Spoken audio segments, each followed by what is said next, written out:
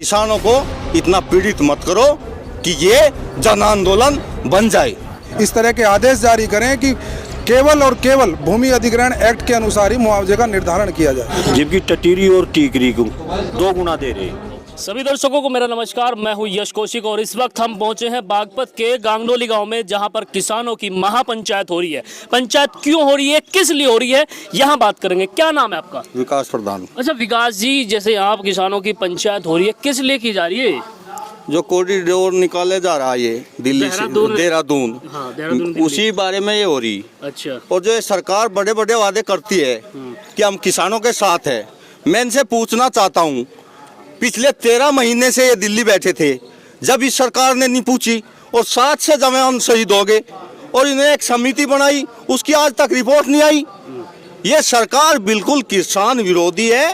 ये किसानों के बारे में कभी भी कोई बात इन्होंने आज तक हल नहीं की।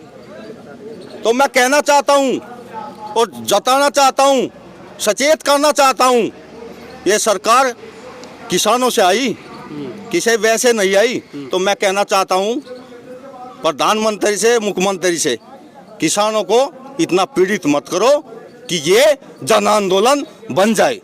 भूमि अधिग्रहण में बिल में जो मुआवजे की व्यवस्था है वो सर्किल रेट या मार्केट रेट, उसमें से जो भी कुछ अधिक हो, उनमें से जो भी बात अधिक हो, उसके तहत मुआवजा दिया जाना चाहिए।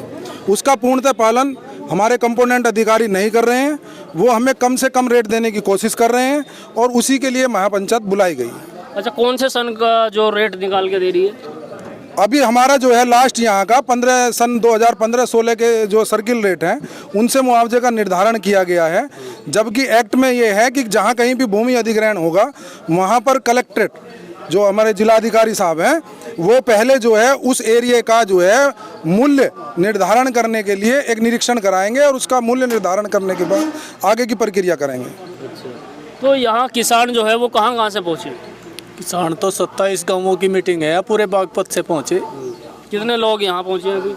4 जिलों के लोग हैं, बल्कि 4 जिले के होंगे, 500 के लगभग। हाँ 500 1000। हाँ 1000 आदमी है जी। सर एक बात और मैं आप लोगों से कहना चाहूँगा, इस जो हमारा बागपत जिला है, इस भूमि अधिग्रहण बिल में एक और बड़ी विसंगति, जिसका ध्यान मैं आपके चैनल के माध्यम से ये बात जो है कहना चाहता हूँ कि इसमें 2 नगर की भी भूमि गई हुई है, एक टीकरी और एक टटीरी। भूमि अधिग्रहण बिल में भूमि की जो व्यवस्था है वो शहरी भूमि और ग्रामीण भूमि के रूप से की गई है।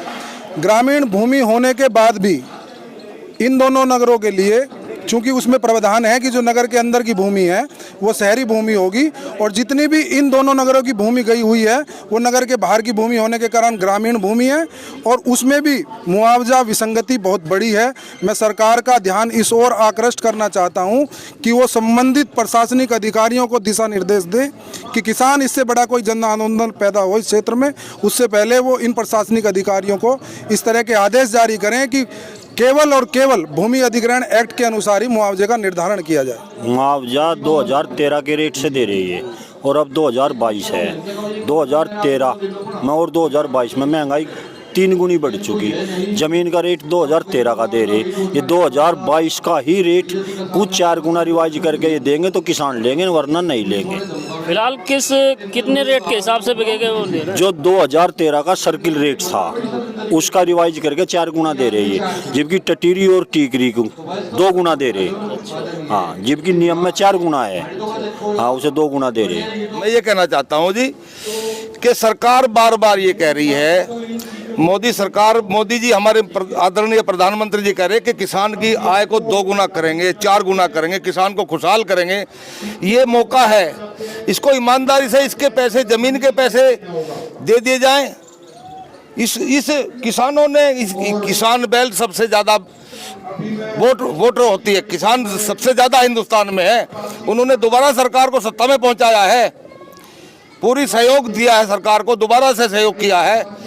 तो इस किसान को ईमानदारी से सरकार उसका मुआवजा क्यों नहीं दे रही है?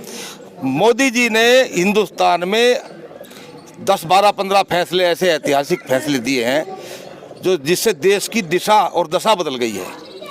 इस 100 साल पुराने काले कानून को, भूमि अधिग्रहण के कानून को ठीक करने में क्या दिक्कत है? क्यों नहीं ईमानदारी से इसको ठीक कर रहे हैं हमारे मोदी जी?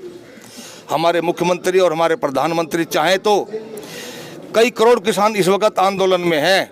हिंदुस्तान में 20-25 हाईवे निकल रहे चारों तरफ को, उस सबको मिला के कई करोड़ किसान हैं। उनका पैसा, उनकी भूमि का अधिग्रहण करके और ईमानदार से उनको पैसा उनके कानून के सम्मत दे करके उनको खुशहाल बना दे, तो ये बहुत बड़ा मौका है सरकार के पास। सरकार चाहे तो उसको सरकार उसका ईमानदारी से पैसा दे दे, कानून के तहत दे दे, कोई गलत मांग नहीं है।